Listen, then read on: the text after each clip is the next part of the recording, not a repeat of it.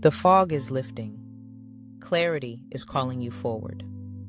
Welcome to Forward in Freedom. I'm Tanya Johnson. This is where awareness becomes power.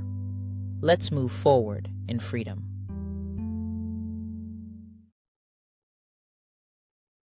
Have you ever chosen peace and felt tension ripple through your relationships? Have you ever stepped into clarity and realized not everyone was cheering? I'm Tanya J, and this is Forward in Freedom, a space for people who are done living foggy, overextended, and disconnected from themselves. And you're ready to walk with clarity, courage, and peace.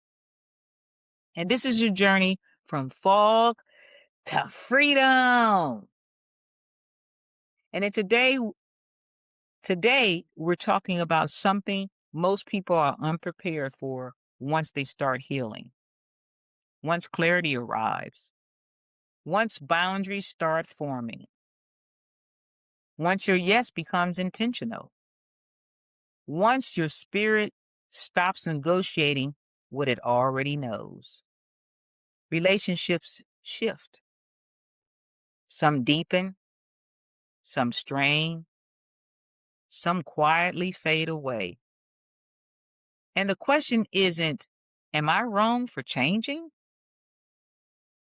The better question is, who is aligned with where God is taking me now?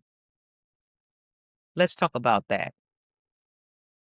When you begin honoring your inner signals, when you pause before committing, and when you stop rescuing situations you didn't create, when you let silence replace over explaining, systems built around your old availability start to wobble. Before life began shifting, certain patterns had settled in.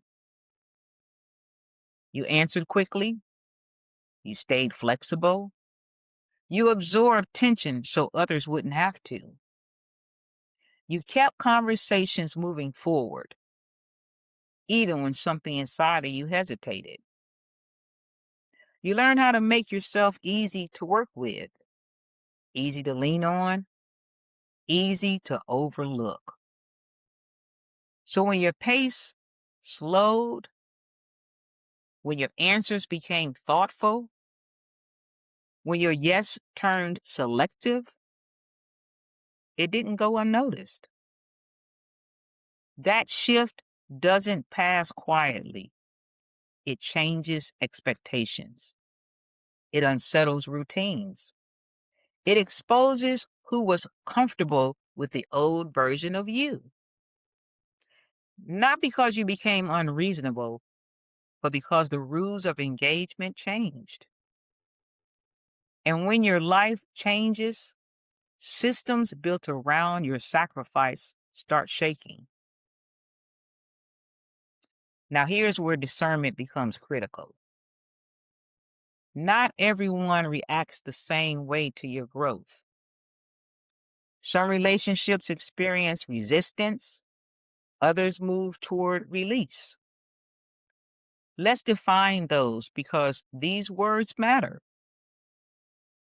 Resistance often shows up as pressure to revert, jokes that minimize your growth, withdrawal when you hold limits, subtle punishment through silence, framing your clarity as betrayal, repeated testing of boundaries.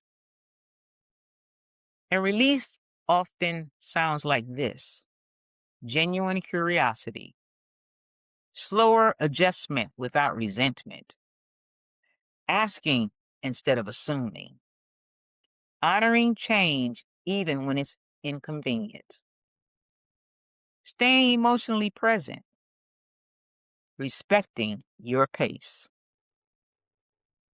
One resists your evolution, the other creates room for it. Pay attention to who pressures you to stay the same. Let me give you a picture.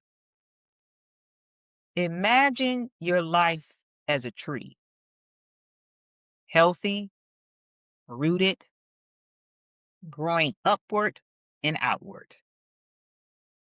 But over time, some branches grow wild, heavy, crowding the sunlight, draining nutrients.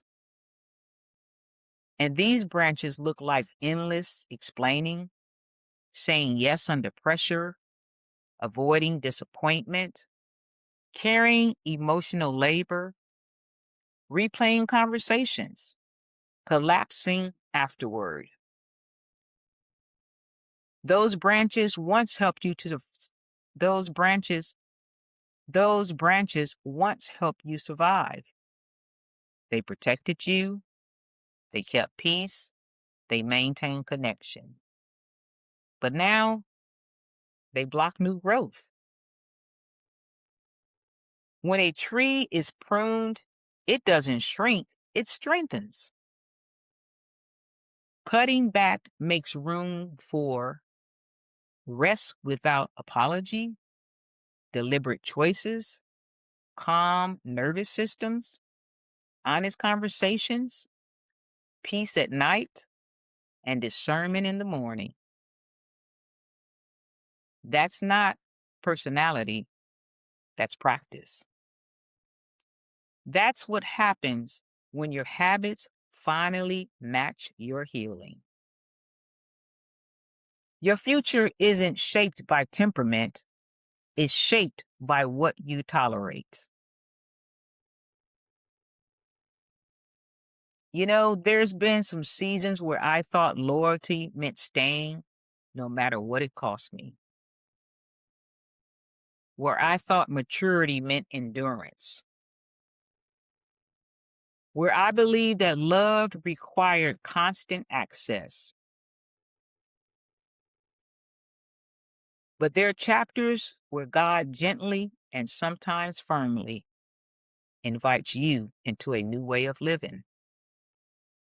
Not louder, not harder, just truer. Just truer. I've learned that seasons change for a reason. What sustained you once may not sustain you now. What made sense in survival doesn't always belong in wholeness.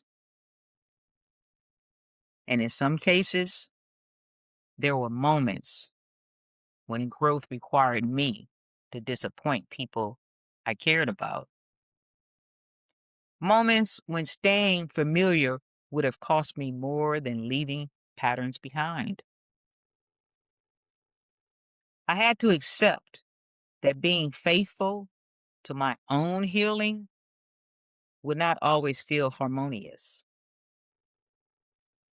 Sometimes it felt like choosing truth over approval, and that was uncomfortable. But clarity rarely arrives wrapped in applause.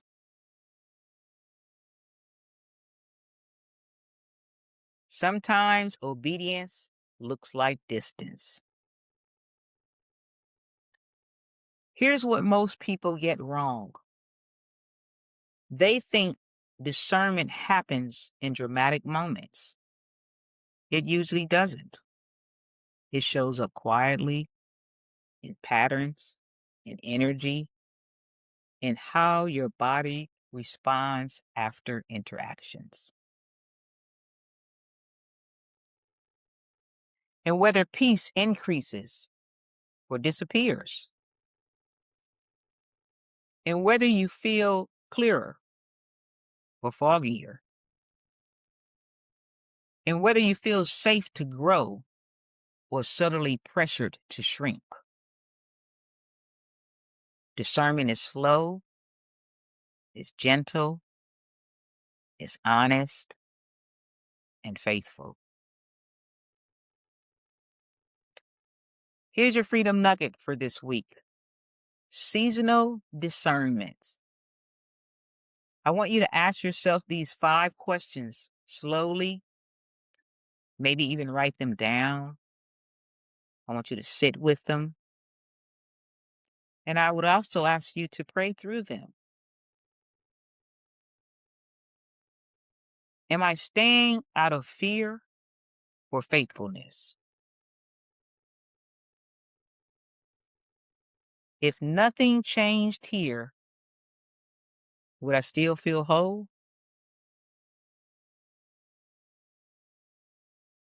Does this relationship invite my growth or require my shrinking?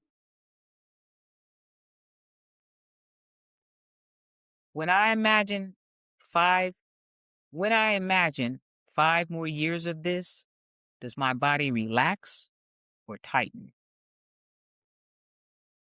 Do I leave interactions with clarity or confusion? Sometimes your prayers for peace are answered by changing who has access to you.